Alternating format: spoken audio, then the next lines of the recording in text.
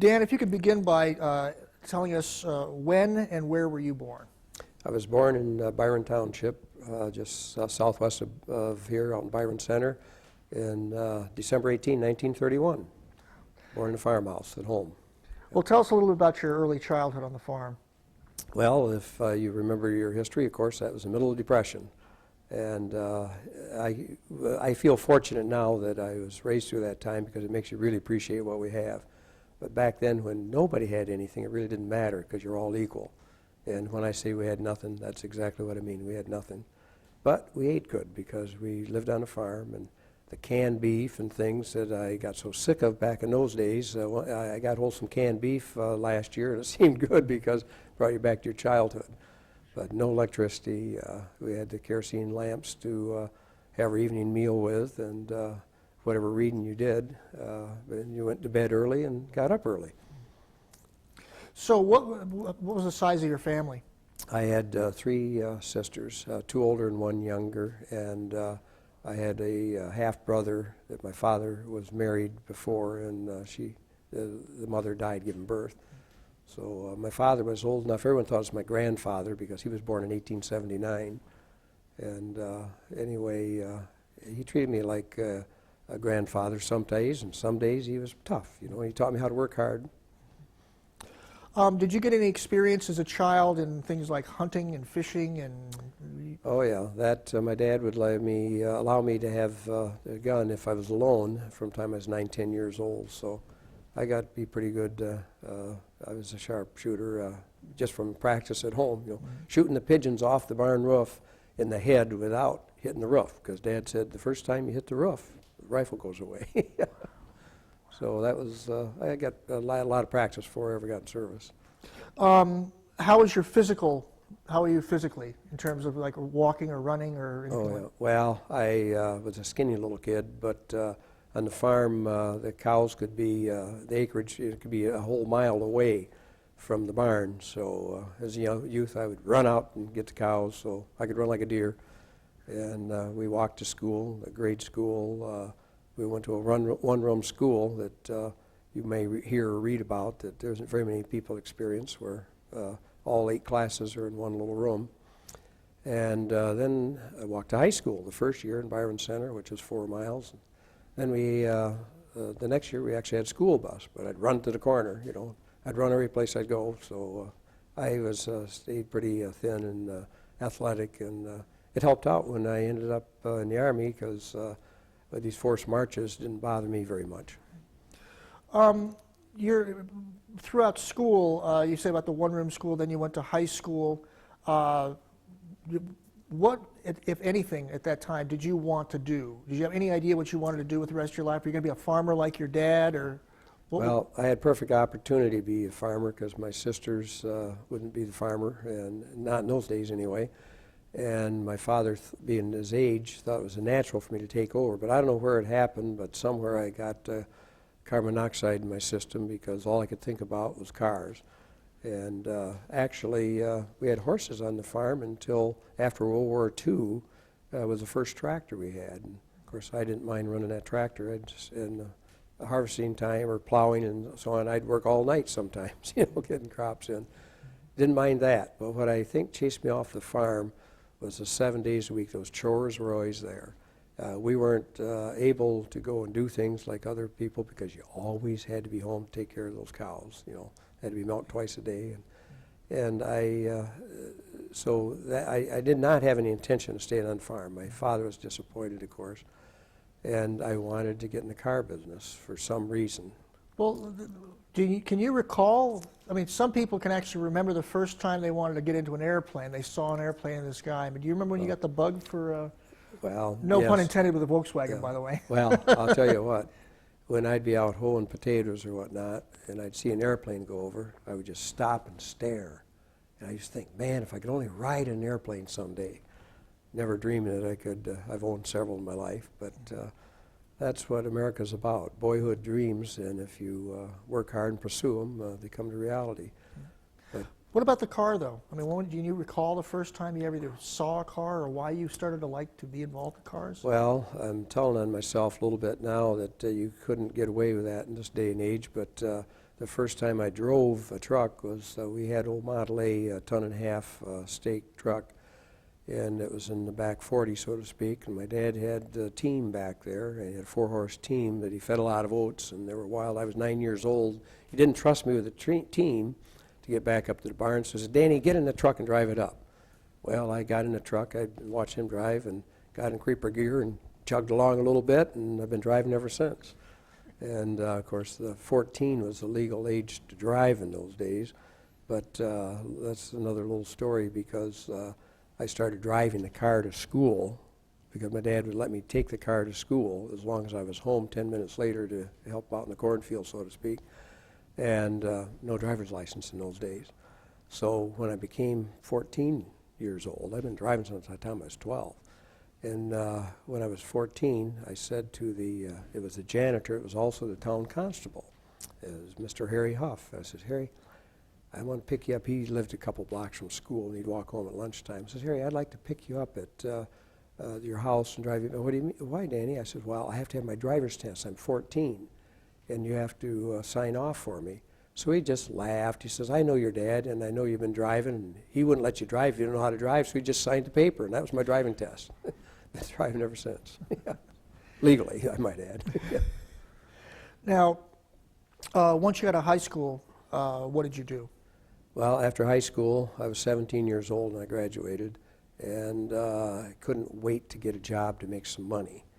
And so when I was 18, on December 18th, I was standing in employment lines that we'd get up 5 o'clock in the morning and go to Grand Rapids and stand in employment lines that were 2-3 blocks long, literally, because everyone wanted a job. This was just prior to the Korean War, and there were not any jobs. But I finally succeeded in getting hired at McInerney Spring and Wire because I had a half-brother, as I alluded to, and a brother-in-law that were working there.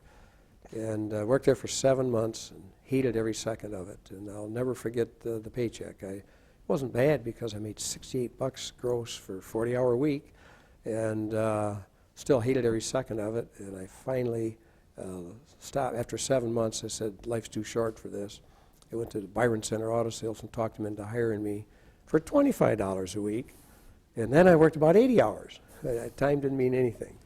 And I would actually wash cars.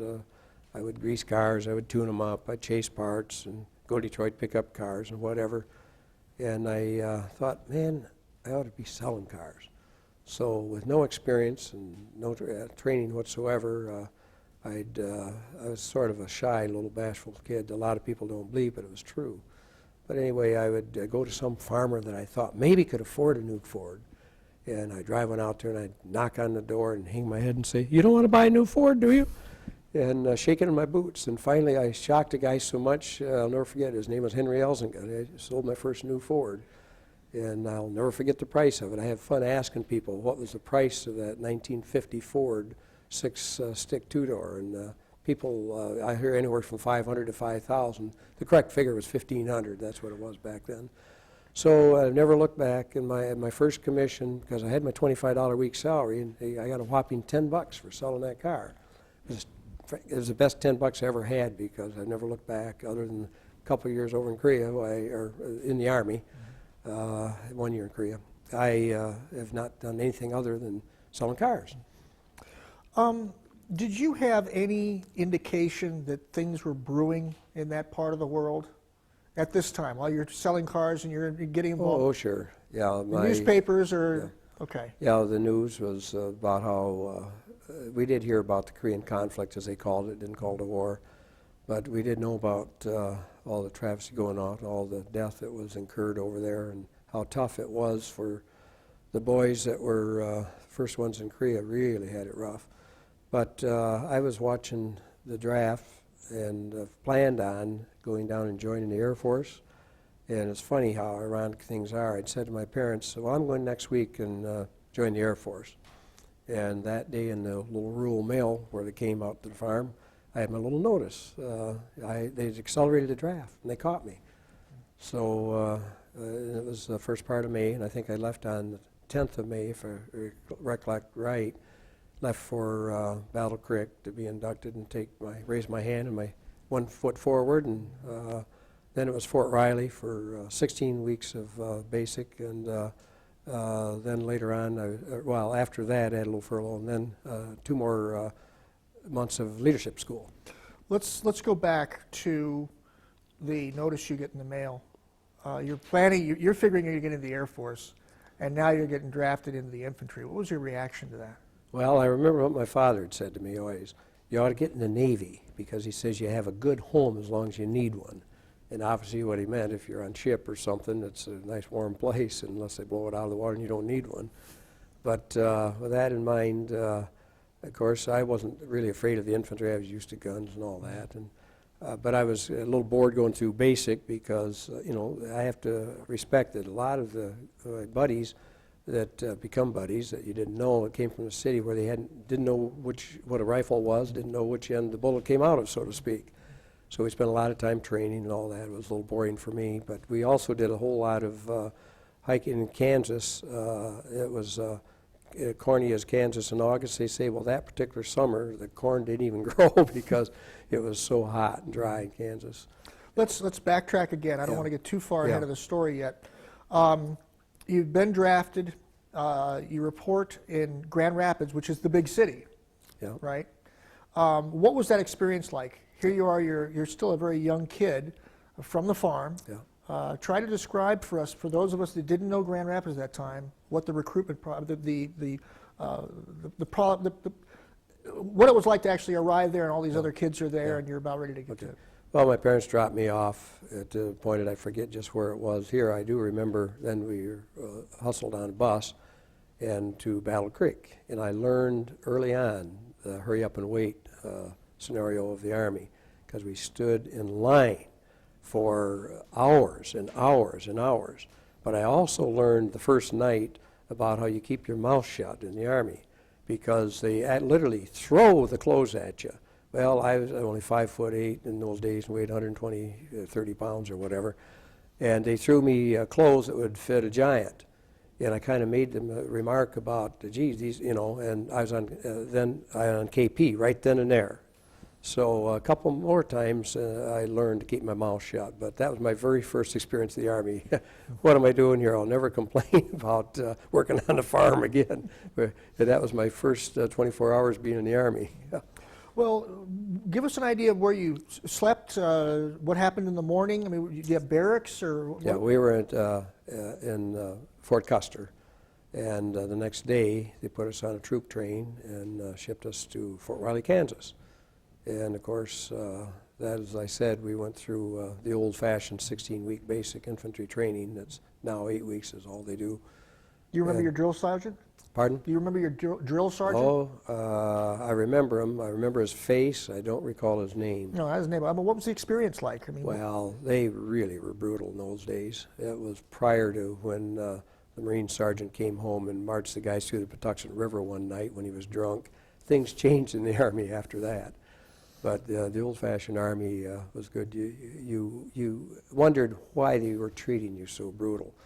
Later on, after you're over in combat, you do understand your training, whether you don't even think. You That's all right. That's all right. We'll just. She unplugged. Yeah, I thought she did.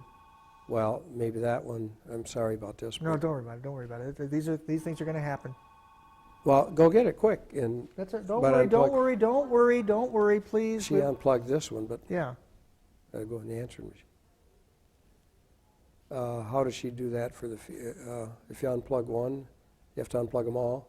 I don't know. I don't know how your system is, but I'm sorry about way, that. Don't worry about it. Don't worry about it. So what were we saying now again?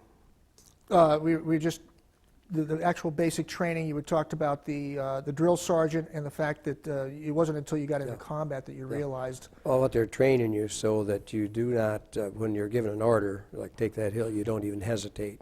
It's all a conditioning, the mindset that you will, whatever the, pardon? Yeah, I know. That's all right. That's all right. Don't worry about it. Okay. Yeah.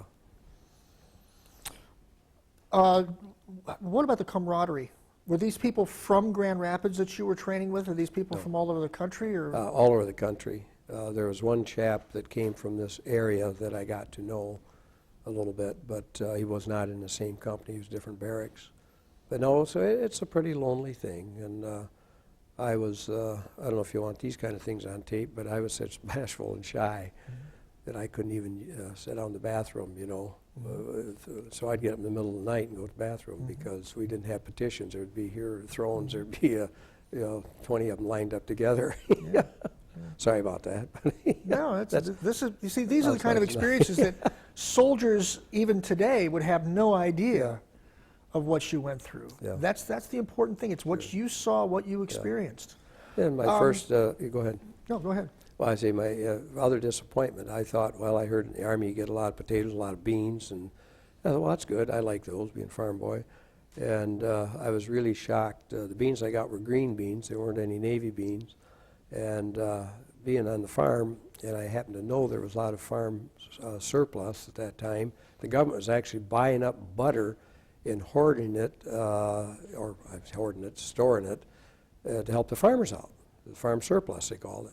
So when I get, and I love butter and on potatoes, so I get, all the time I was in the Army, never did I ever experience a taste of butter. It was always margarine.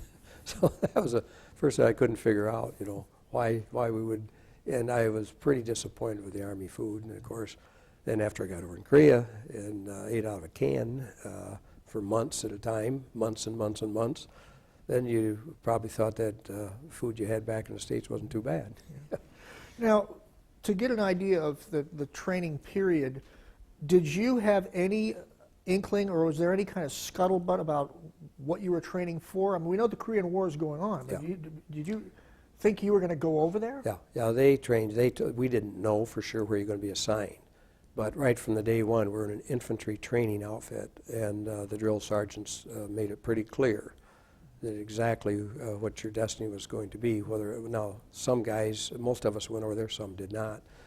But even our final training, the last training, was live bullets, where you crawl on the ground, and the bullets fly about 30 inches above you.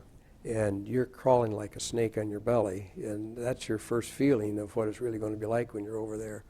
Did you experience casualties? Did you see people that got hurt during Only that? one. There was one kid that panicked, stood up, he was going to run, and of course you know what happened to him. So and it was, they made the conditions as lifelike as it could be, so you're literally wallowing in the mud and everything, you know. So it was training that you wonder why you're doing it, but later on you could look back and say you needed that conditioning to prepare you for what you're ultimately going to experience, yes.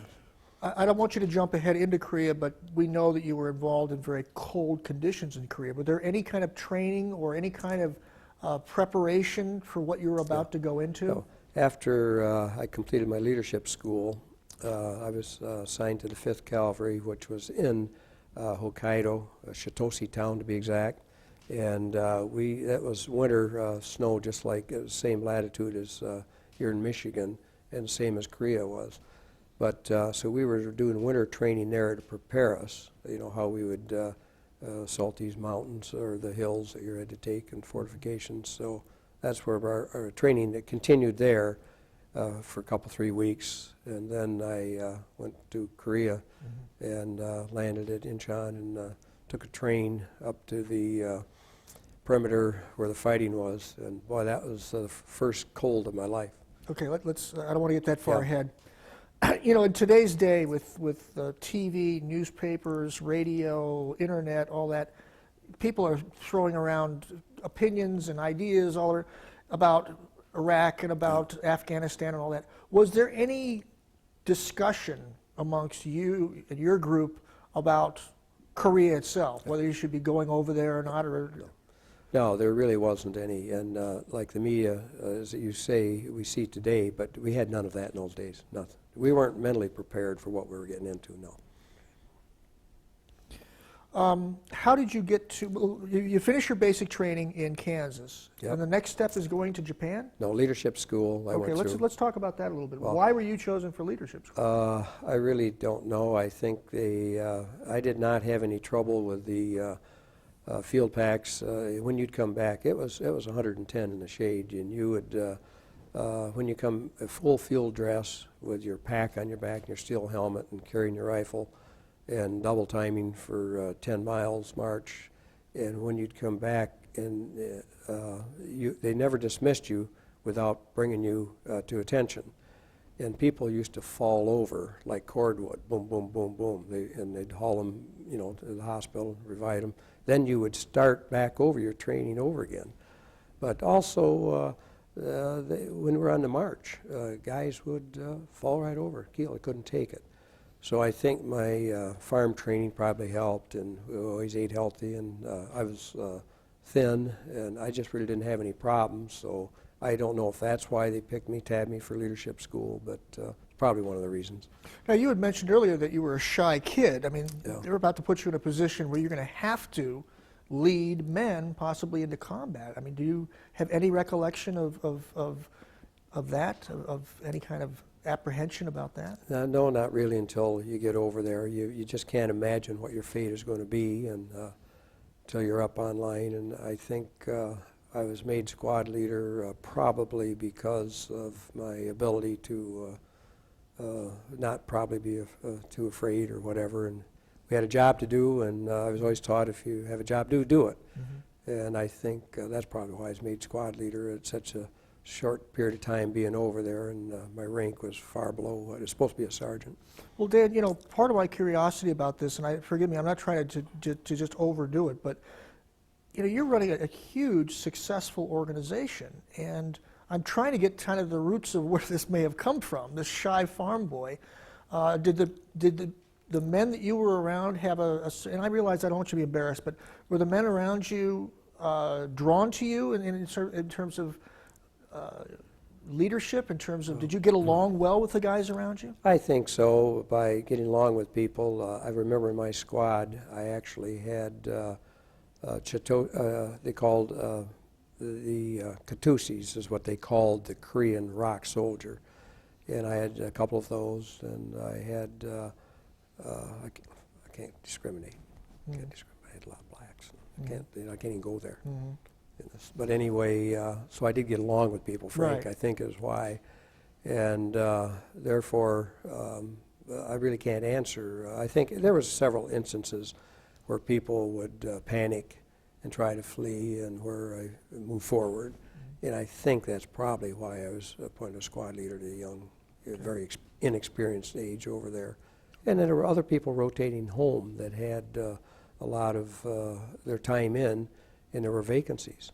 And anyway, I think that there was one evening, I know, when the rounds come in and they blew our little, we were in the trenches, but we had little fortifications built in for sleeping, so we didn't actually have to sleep in a hole in the ground like foxhole. And round come in, and it blew, and there was guys buried alive. And I remember that vividly, moving and helping and getting in. Everyone, sir, they thought I was an officer, which was just getting the job done, digging people out. You don't have time to stop and think. And I think that probably had something to do why I was given a squad at that time. Okay. Let's move on now to how did you get to, from leadership school, how did you get to Japan? Well, that was on a slow boat to China, so to speak. Yeah. I'll never forget, we were in Seattle, Washington, and about the middle of December we arrived, and we thought we were going to ship out right away. Well, they kept saying, well, it's delayed a couple days. So when Christmas was ready to, I think it was my birthday happened to be the 18th of December, and we were still there in Seattle, and we were confident that they'd allow us to go home for Christmas and then go ahead and be shipped over. Well, we got sort of fooled, because Christmas Eve is the day that we shipped out. Yeah. And anybody that's been a sailor or anything, we're in troop ships. But I mean, people that are familiar with the water know the roughest seas are the ones fairly close into shore. So we got in a heck of a storm, and so the first thing, everyone in the ship was sick. And I thought, I'm going to hold out. I'm not going to get sick. I'm not going to get sick. Not going to get sick. You're mental, and you have to eat something. You don't feel like it. And this is kind of a gory but true story. Everyone, first they're throwing up, and then dysentery, and nobody likes to use improper facilities. So, but when the toilet commodes were full and wouldn't flush, then the sinks are full. Then guys are using their hats, and when you run up and down these slippery steps of the ship to try to get stuff overboard, you slip and slide. You think about it. It sounds funny, but it's so morbid, but it's all true. And I said, I'm not going to get sick, so you have to eat. I knew that. So I'm standing in the mess hall, and where you eat, they have metal tables, and you have your own mess tray, and you're hanging, and and literally as they go back and forth, you kid a bite, so you take a bite out of the next guy's. Well, what happened to me was the guy next to me puked in my tray. Well, I got sick, and I was sick for the next 5 days because that was more than I could handle. Yeah. So you're a farm boy from small town in Michigan. What was Japan like arriving there? Well, when we arrived in Japan, the ground literally, it was frozen, but I remember formation, and we all heard about how there's no polite way to say it. It's human feces that was actually coming up out of the ground.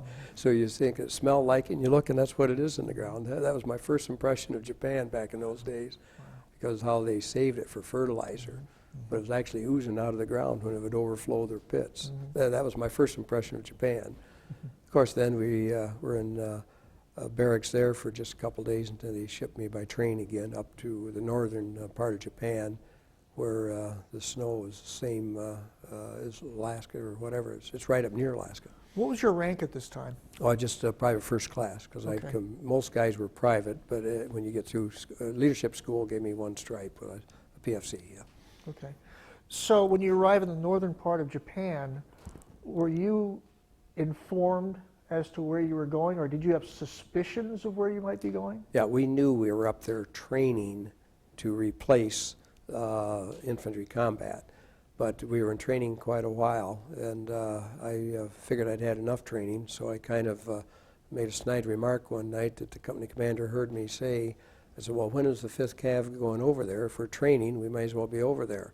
Well, guess what? The next morning I had a little notice that I was leaving the rest of the troops, and I joined the 40th Infantry, and a couple of days later I'm up on line. That's how fast they can move when they want somebody. I think they had needed a few replacements, and I was one of the chosen. Yeah. Two things.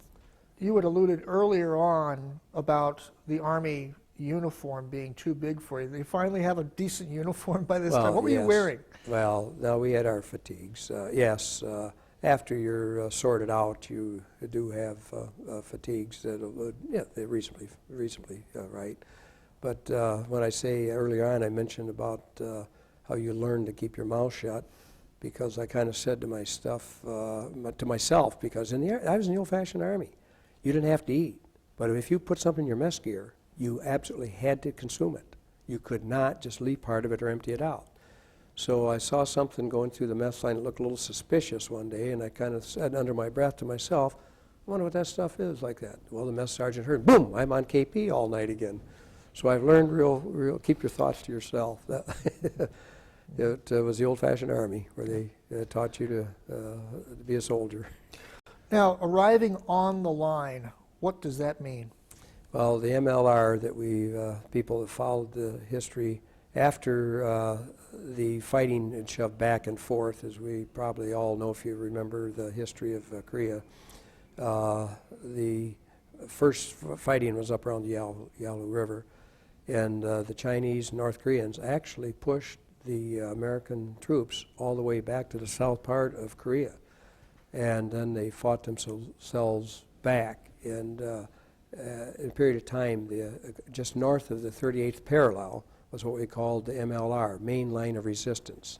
And there is where we were all dug in. So I say those positions were intact when I first arrived in Korea. So all we were doing is replacing in the fortifications that were dug in for the GIs that were rotating back towards home, or at least back in off the front line, active duty. All right, let's get into more detail here now. What is a combat infantryman wearing and carrying on the front line? Well, when we moved up Frontline, as I say, it was February, and it was like here in Michigan, really cold and snowy and miserable weather.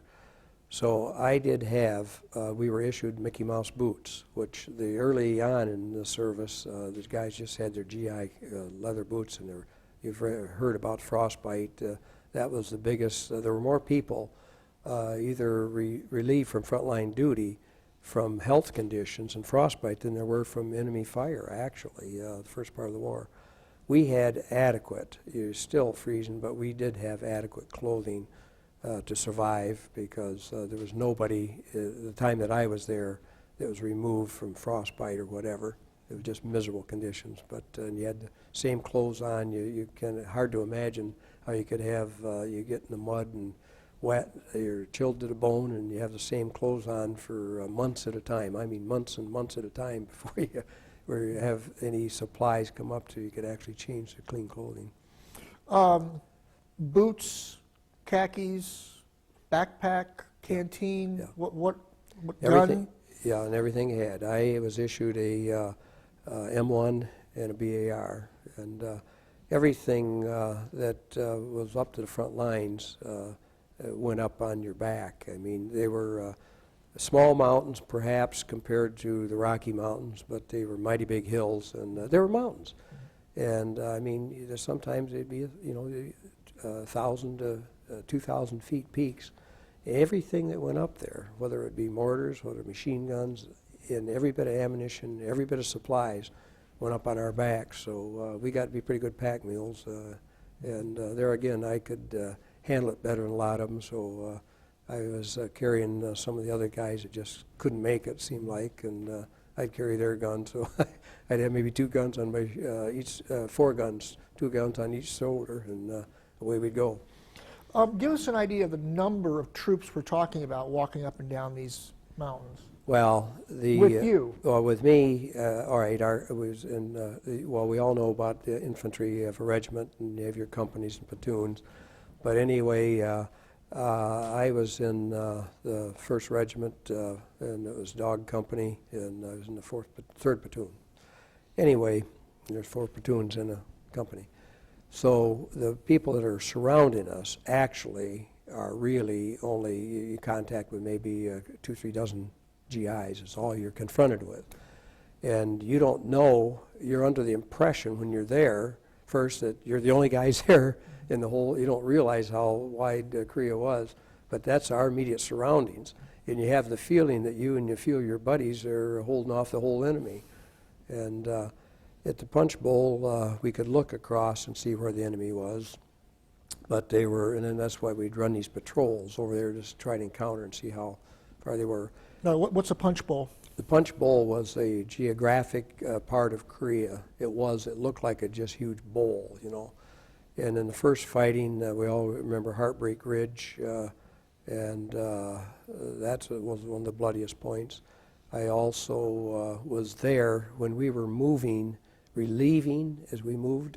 I went through some of these places and yes, occupied the same territory where so many GIs had lost their life, but it was pretty well contained at the time, so I didn't see a lot of loss of life there. But the last place that I was on the night of the ceasefire was Sandbag Castle. We were so close to the enemy there that you could they're like, the hills were like here, and the enemy was dug in this side of the hill, and we were dug in here. And we actually had obtained boilerplate steel, and we had built-in fortification, so we'd have a gun sticking through this little aperture. And if we ever did see someone likewise cross there, we could actually lob hand grenades back and forth, That's how close we were to the enemy. Let's not go that far at this point. I want to get to there later. You had talked earlier on before we went on camera about your first day on the line, or first night, I should say. Why don't you talk about that? Yeah. Well, probably the most petrified I was, well, you're scared. Anyone that says they weren't scared with the fighting going on is a darn fool or a darn liar. But anyway, we're scared a lot. But the most scary experience I had, I think, was the first night when we moved up online, replacing the GIs that were there. into this trench. We were told what would be, but until you can see something for yourself, you cannot really envision exactly what your fate is. So you go in noon moon where you literally cannot see your hand in front of your face, and that's where we were kind of leading, like almost like blindfold, you might as well say, into these trenches. And as your buddy leaves out, you know, you're replacing him, but you don't know if you're there, the only soldier here. You don't know where your next comrade is until daylight and you see your environment. But I'll never forget that first evening because you're settled in. You got to be an R, and you have an M1 in case one would jam. And you have this little armature in front of you, and this is where you're firing through if the enemy is coming. And all of a sudden, after I'm settled down a little bit, and I hear these funny noises, and your imagination can play all kinds of tricks on you, and I can hear this whole Chinese army, I figure, is coming at me, coming up this slope. And I figured if they come over the top, or they're going to, so I figured I may as well find out how many there are, and I get up there, and I rear my and go through the armature with my head, and stuck my head right into some rats, because the GIs ahead of us had been sea rations. They're the only thing they had, cans. And as they would consume them, they would throw them out through the armature, and they'd be rambling down the hill. And there's rats were in there having a feast on what was left over in these cans, and it would make a noise like your imagination could be. I thought the whole Chinese army was out there in front of me. Now, when daybreak happens, give us an idea of what you saw. Tell us about the trenches. Tell us about the terrain. What was on that first day? Yeah. Well, I'll tell you, when daylight comes, it was foggy and it took quite a while to burn off. And I finally could see across where the enemy lines were too. And it was so ghastly because we're in the mountains. Well, mountains has trees and shrubs.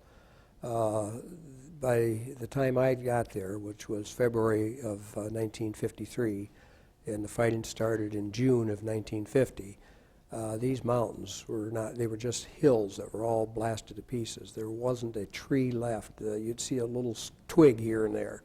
So you see just a vast, and you just can't comprehend how human life ever lived through any of this. So being dug in the trenches and all that is the only thing that kept people from all being annihilated. But it was quite an experience. And then to think that when we're told later on in the dark that we're going to go out and run patrols and encounter the enemy and try to see how many are there, it is so scary you can't comprehend it. But when you're given the orders to do, you just do things. And when you get involved, things just, it's kind of survival of the fittest, I guess is the way I'd have to probably annihilate. It is survival of the fittest. Now, on that first day, you're talking about all white, right? This is all snow covered. Everything's snow covered. Yeah. What were the trenches?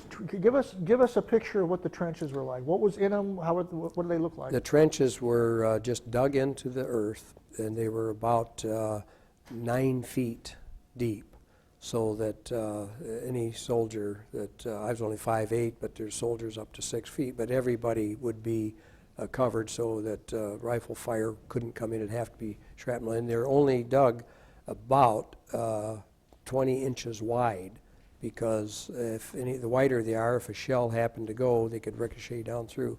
And they were never in a straight line. They'd only go about 20 feet before you'd have a little turn in it, so just to stop shell fragmentation from being able to explode up. And it was a good plan, because there had been a lot more casualties if it wasn't designed that way. You know, when you think of trench warfare, you often, of course, think of the World War I, where they had ladders leading up, and they had inside areas where you could actually have a conference or something. Was it anything like that, or is it just this? The lines that went across the whole MLR were the same lines and continued. Behind is where the conference centers would be, where the officers would be. They'd be back a few thousand yards from where the actual fighting. And the way, of course, anyone that was, and they were protected pretty well with sandbag and one thing and another, but that's where the casualties that we did alluded to. I saw a lot of guys go home in body bags, and you become, first you're scared silly, then you become fatalists, figuring that you're never going home, you just don't know what day is your turn. But And I think the good Lord was sure taking care of me, because there was many instances where it could just well have been me. And one of them, I'd just been relieved, literally a second, in one of these gun positions where around come through. And the guy that had been there almost ready to rotate to go home, but he had another week of service before he rotated. And of course, a round came and caught him, and a few seconds earlier it had been me. And there was many instances like that. Yeah. What kind of firepower were they throwing at you? They had tanks, of course. We had supreme firepower over the Chinese and North Koreans, definitely. But they had mortars, they had a few tanks, and they had a lot of machine gun fire is what they had mainly against us. But at some point, I want to explain after the ceasefire what I encountered.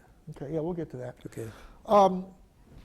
What were the sites? We've just talked about some of the sites, that it was all cold, it was icy, there's a lot of snow around, there's hardly any foliage at all after all the war. What was the smell like? Well, the smell you get used to in a hurry. There is a stench of death that is just very pronounced, and but you'd be surprised how soon you're apt to, it's something you'll never forget. You don't like to think about, but it's there, and it's just a way of life. Now, how long were you in that particular area of the trenches? I don't want you to jump ahead too far, but how long were you there? A month, 2 months? Yeah, I was in that particular, about... The Punch Bowl area. Yeah, well, we moved, it was about a month, if I recollect, before we moved on to up towards Heartbreak Ridge. Okay, now, during that period of time, give us an idea of the daily, when did you get up? Were they shooting at you all the time, or was it at certain periods of time? Or give us an idea of what the experience was for that month. Yeah, you would naturally be alert all evening, all night, because that's when you'd run your patrols, only on the dark nights. You didn't go out on a moonlight night. And so you would, your sleeping was done during the daytime, and in shifts. It would be like guard duty. And then you find out where your comrade is down the trench. But you're living like a rat, living like in a hole in the ground. And a day seems like a week, and a week seems like a month, and a month seems like a year. And so you just, pretty soon you don't even think about it. Mm-hmm. I'm not looking for names or anything, but who was in charge of your group? Well, we had a lieutenant that was our platoon leader. And we would see him about once a day, where he would come up, and then he would be back in the rear, but he would come up through the trenches and see how many people had made it through the night and that type of thing, and but we'd only see him. I saw a second lieutenant all the time I was in the fighting part of combat of Korea. I saw one captain one time. That was the highest thing I'd ever seen, right up on the front where we were. One time I saw a captain. Well, who would come by? Yeah. Oh, sorry. Thank you. Who would come by and tell you got to go out on patrol? Okay, that would be our lieutenant that I was referring to, which is our platoon leader. Was always a lieutenant, and he would pick a squad that was going out, and it did seem like my turn came up quite often. Yeah. I don't know how the others felt, but I know that I was out there a lot. Did you feel like you were accomplishing anything? This is the thing. You really don't feel, you wonder why you're doing this thing over and over and again. Our orders were to go out, and it was a reconnaissance patrol, and encounter, try to figure out what the enemy is up to and how many were there, and come back and report at that time. That was holding. Now, we'd all had heard when we went up online we'd be there a very short period of time because the ceasefire was just around the corner. And of course, we kept hanging on, thinking that it was going to be any day. And when you wait for 6.5 months and it's going to be tomorrow, that seemed like 6 years. But we were just on recon to figure out what. And then we'd move to another part of Korea, and where there were people that were rotating home, and we would fortify where they had just left, obviously. Well, what did you come back and report? Did you actually find the enemy? Did you actually Oh, yeah. see? Oh, sure. Well, Yeah. tell us about Yeah. that. Well, that's what we would do. They were infantry, same as we were. So we would try to report how many enemy we thought were there. And we did not know, we knew we were outnumbered. As I said, we had far superior firepower, better weapons, and more of them. But we thought we were outnumbered maybe 3-1, which later on we found out it was probably 20-1. But that was a scary thing that after the ceasefire. But this went on for, like I said, 6.5 months. And then at the night of the ceasefire, are we ready for that? No, not yet, because, Dan, I'm still not getting a clear picture of these reconnaissance. This is it's dark. Yeah. So, one, how do you know where to go? And two, I know you're looking for the enemy, but what does that mean in terms of seeing the enemy? I mean, they have fireplaces going on? Or? All we had was, we had a general map of the area. But during the daylight, you would pick your path. We would know that we're going to go on a patrol that evening. So you try to visualize where you're going. We would know where the firepower was coming from, where they were shooting at us from. And we weren't supposed to go up and try to eliminate them because they knew we'd be lost, because there's no way that one squad could go against the whole Chinese army. So we were to figure out and bring back the information, how many mortars they might have, how many machine guns, so we knew what we were against if we ever did try to leave our position and overrun them. And it was very clear every time we come back and patrol, there was no way in the world that we could outnumber them, manhandle them. So we never made, while I was in these trenches, we did not make a major assault like it happened earlier on when they were moving. We stayed in our perimeters that we were in. And that's how close did you have to get to them to find out that there's 1 mortar or 10 mortars or 100 soldiers?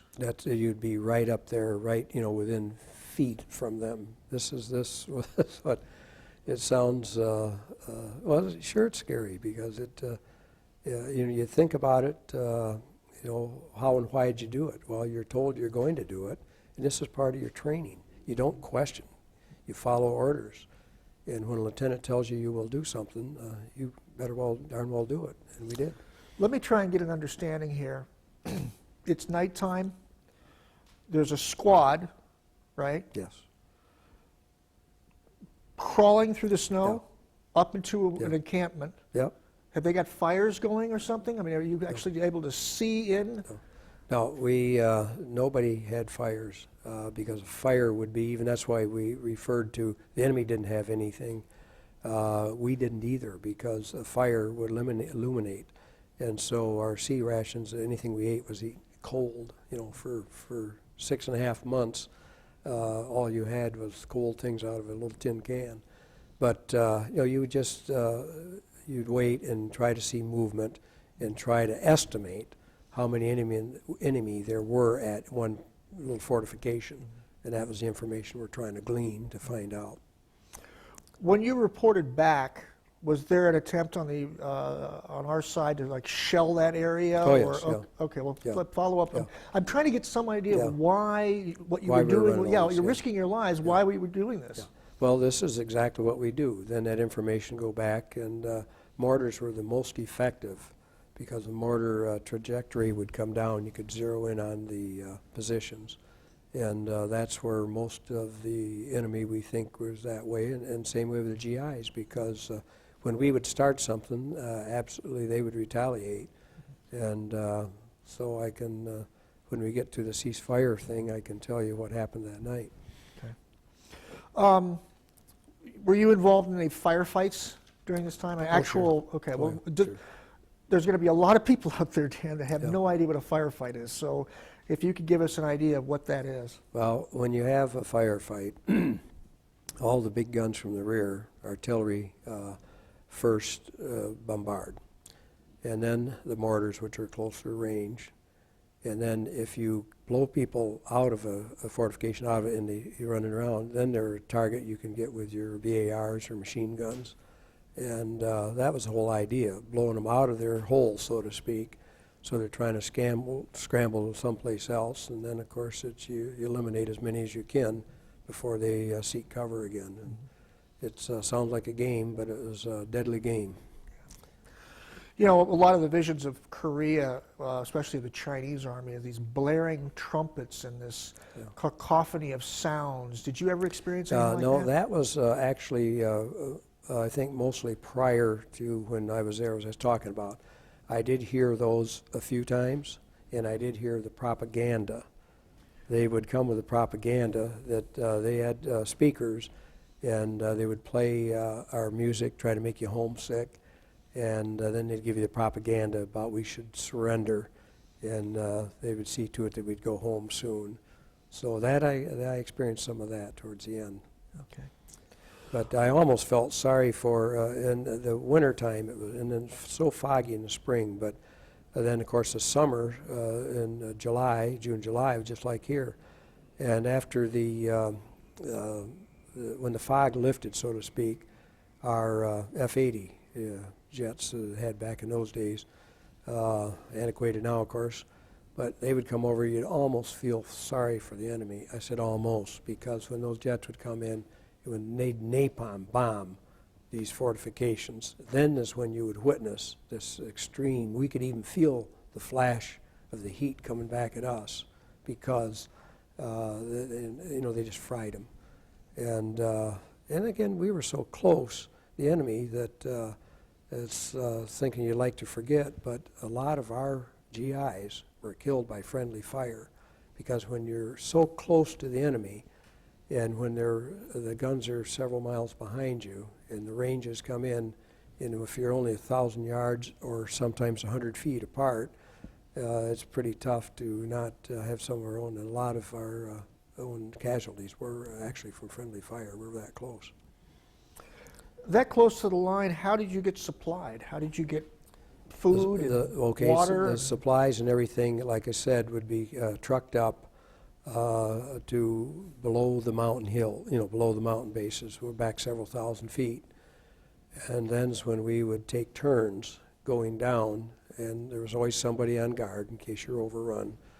And then we'd take turns going down the mountain, and we actually had paths that were maybe, they weren't 9 feet deep, but they were maybe 3 feet deep. And we would be choking everything up, all supplies, everything had to come up that mountain on your shoulders.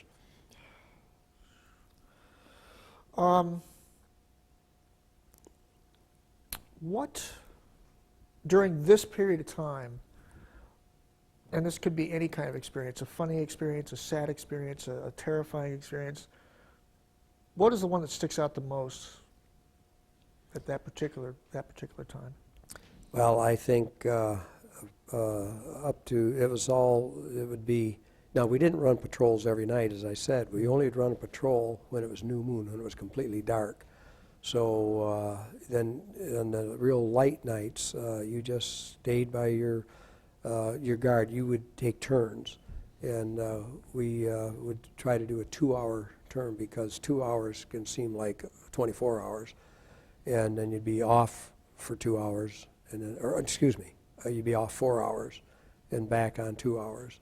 And that's the way you spent your days, sleeping in turns, and your nights, everyone would be relieved, but you really didn't sleep at all. We slept in the daytime if we slept.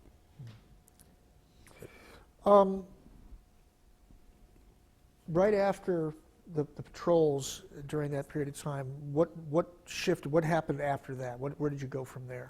Well, after a patrol, it would be right back into your routine of guarding during the day and sleeping, taking turns. And then when we moved in one area, we did have some fortifications off from the trenches where we could actually, instead of sleeping just in a hole or laying down in the bottom of a trench, which we did most of the time, we actually had little bunks. And that's what I referred to, that when the rounds came in and blew up and caved in, we had probably about 5, 6 guys buried alive. And we were able to get all but 2 out, and some were evacuated, they were hurt. But when the shells explode, heavy shells, and just blow everything up, they're literally buried alive. They're probably, their sandbags caved in and the little timbers we had, and they're probably buried under about 8-10 feet of debris, and that's a pretty scary thing. Where was your next assignment? Where did you go next? Well, that was that incident. Then I went to Sandbag Castle, which was where we were for the last 8 weeks of the, and every day we heard the armistice going to be signed tomorrow, going to be signed tomorrow. Finally, we found 10 o'clock in the morning. Lieutenant came through with a word, 10 o'clock in the morning, that the ceasefire was 10 o'clock that evening. So this was July 27, 1953. And we waited through the day patiently. What's going to happen? What's going to happen? Well, 8 o'clock that night, we get an order, and it's still daylight because the same as here, it stays daylight until 9, 10 o'clock. They were going to have what they called a turkey shoot. To this day, I do not know if it's just one last threat to the enemy so they wouldn't decide to overrun us after the ceasefire, or whether it's expending our ammunition. I really don't know. But everything opened up, and and naturally they retaliated. So there were a lot of lives lost the last 2 hours of that ceasefire. And to this day, I really never could quite understand what was behind that order. But it was across the whole area where we were, and that was probably maybe the fiercest fighting I experienced, that last 2 hours of the war. What was the sandbag castle? What does that mean? Well, it was just that was a mountain, and where the enemy was burrowed in a mountain just across from us, and you know, they're within 35 yards of us. You know, they're that close together, and they're in this mountain and we're in this mountain, and none of us wanted to be there. But after the ceasefire, when we saw all of these guys, part of the ceasefire, the terms were that we had to pull back 1,000 yards. So all of our fortifications that had been several years digging in and fortifying are now it's no man's land, because we're both the enemy and us. So now we're at least 2,000 yards apart. And we had to really scramble and dig in, and I'll tell you what, there wasn't a guy that wasn't willing to work hard to dig in, because what we saw that morning after the ceasefire, we knew we were outnumbered, but I referred to earlier, never dreamt how badly we were outnumbered, because they had us 20-1. So anytime if they had have really overrun our trenches, I'm sure you know, there's no way that we could have we'd been had if they'd really decided to overrun us. But we had weapons; they didn't. Mm-hmm. But as you annihilate one of them, I think the soldiers were there to grab a weapon that became available. And sounds morbid, but that's what we experienced. So we all dug in and worked hard. It took us several days to get these trenches back, working 24 hours a day, because of when we knew there was that many enemy there, we didn't know if they'd honor the ceasefire or if they'd decide to come after us. So that was, even though there wasn't any shooting, and there was none, thank goodness they did not decide to attack, and we were smart, and that was the end of it. But it was a pretty, for the next 6 weeks, we were more alert than we were during the fighting. We knew what to expect during the fighting. It's the unknown that's even more scary than the known. So once the ceasefire did happen, what happened next? Did you get word that you're moving back, or what actually happened immediately after you dug in? After we were fortified and dug in, then something happened to me that probably changed my life forever. Because as I said, I was a pretty naive youngster and not a lot of worldly experiences. Didn't play sports or anything, and and after you're in combat and you think you don't know which day is your numbered day, and you get through that, you still all you can think about is going home. But now we're still living under pretty severe conditions. Even though it was summertime, it wasn't very nice conditions, because you just dream about a hot shower and clean clothes. And the division commanding general, his 40th Division, which was about 10 miles to the rear, needed a driver was rotating home. And several of us, raised our hand. We'd like to go back and be interviewed to be the chauffeur for the commanding general. So there again, I prevailed. There was a whole bunch of us went through, and somehow or other, I think the fact that they knew that I had a license, because when I was in Japan, I'd had a Army license, and maybe they knew that I'd come from the cold climate or in the farm. I don't know why. Maybe how I answered questions, but somehow or other I got chosen. So that did change my life, because now I weighed, when I went into service, I think I weighed 140 pounds. When I came off line, I weighed 120. And the big privilege was back here. I had a tent to sleep in, and actually had where you could shower and have clean clothes and good Army grub. In fact, I had the same grub to eat that the officers did. I'd have to eat in the kitchen, but I had some pretty good food. And that was quite an experience that I drove for General Gaither as a commanding general. How long did that go on? Until I rotated home. So I was there through the next winter, and which much better conditions. And I left. I took the slow boat home again down through the Panama Canal. Let's not get. I want to get a little bit more of the experience of the war is over with, or the war is over. Police action, or whatever you want to call it. Where were you driving?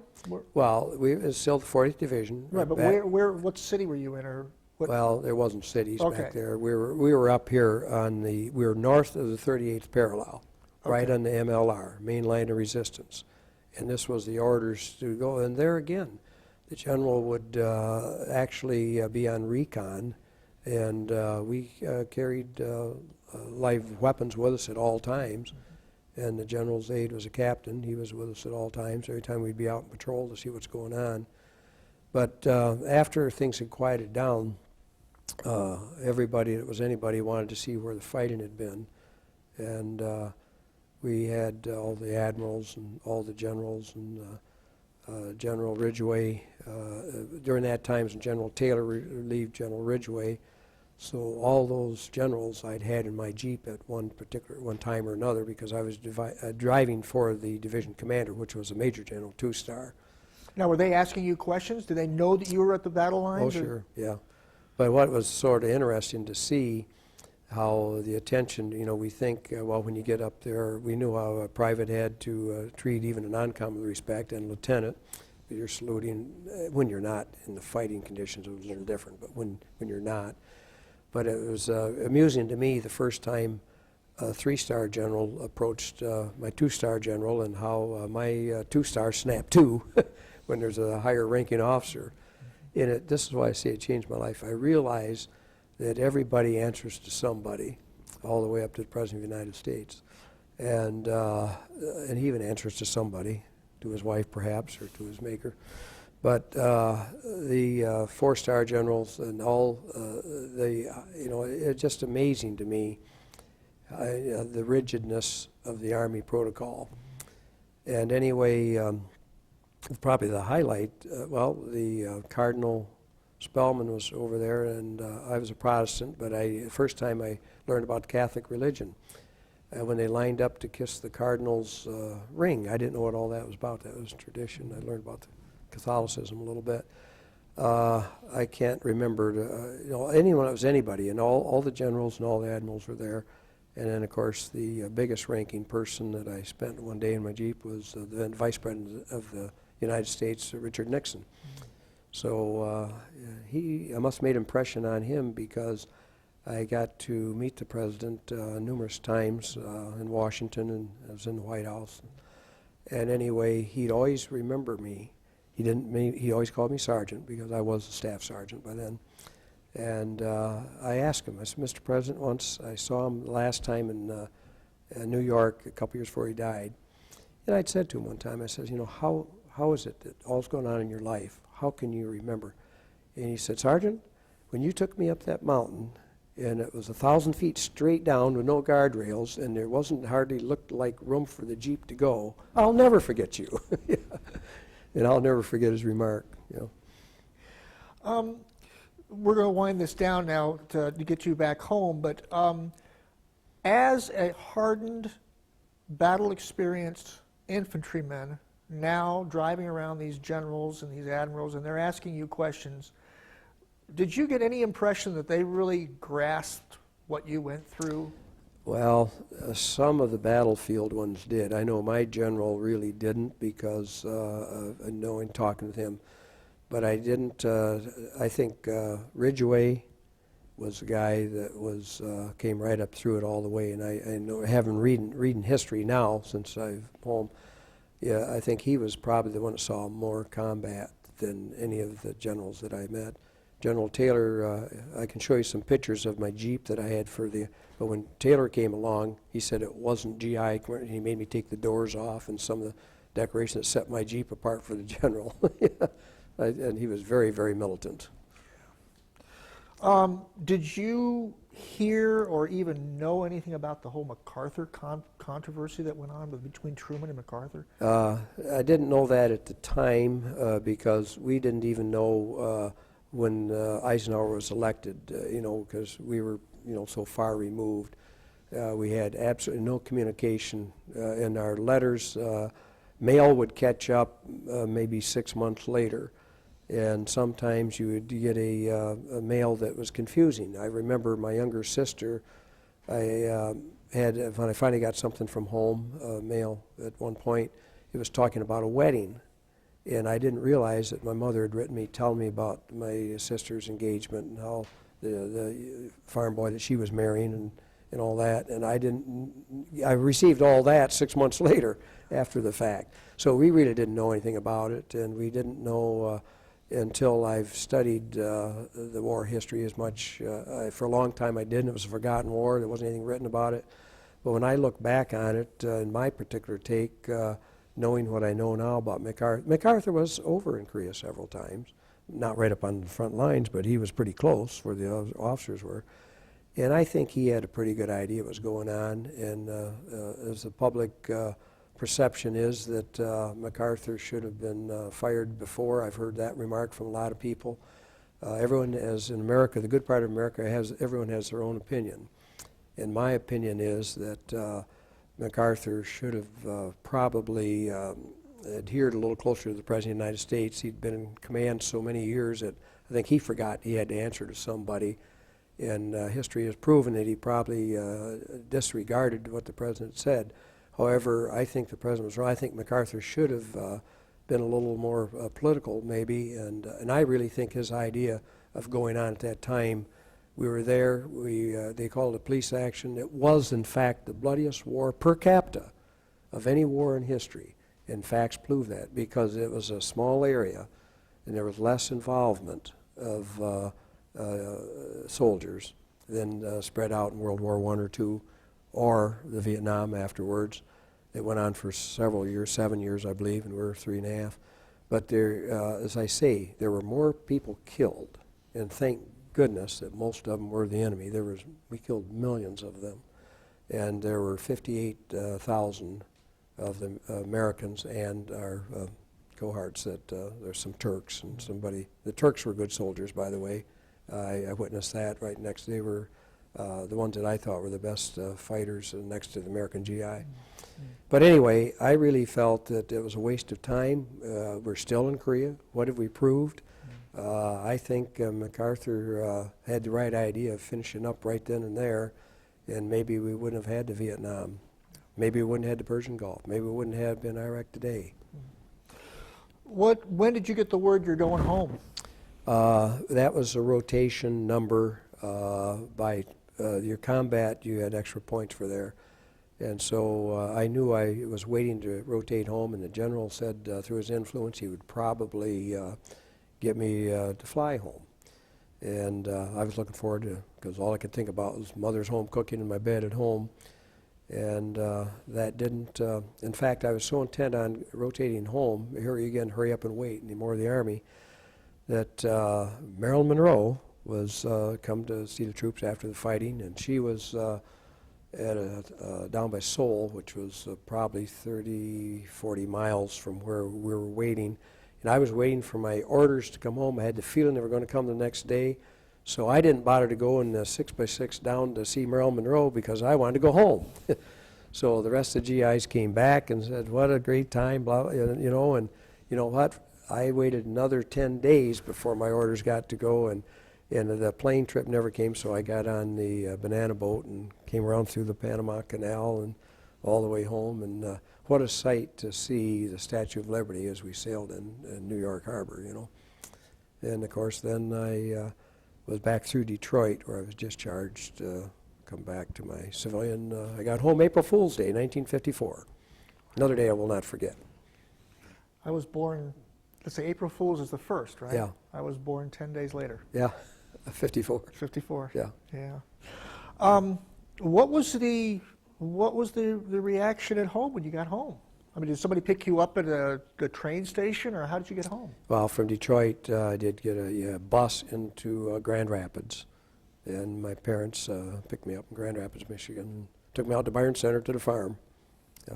What I alluded to about that changed my life probably when driving for the general, because I think I realized that everyone answers to somebody, and no matter who you are, you still put your pants on one leg at a time.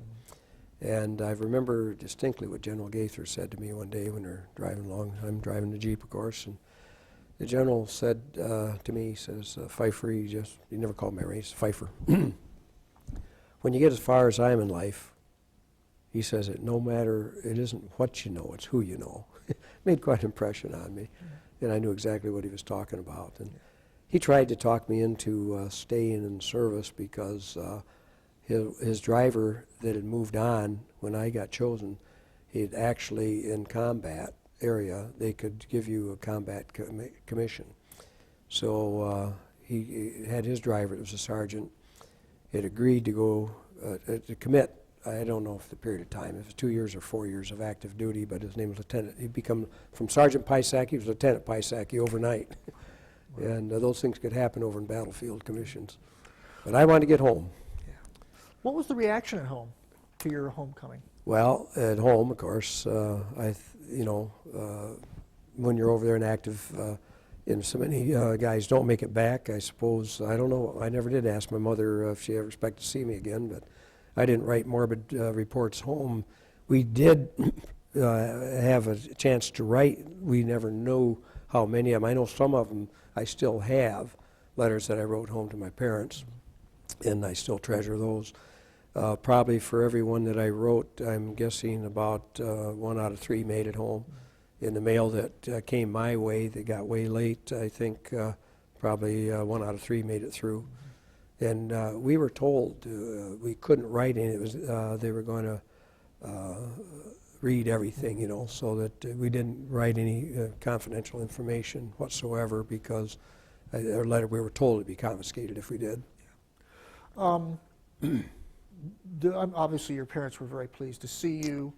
What about fellow neighbors, other farmers? Or was there any reaction to your returning home? Well, no, but a lot of guys had been in earlier. I was in the end of the war, so there had been a lot of GIs that come home earlier. So it wasn't the fanfare like you hear today, because the news media didn't.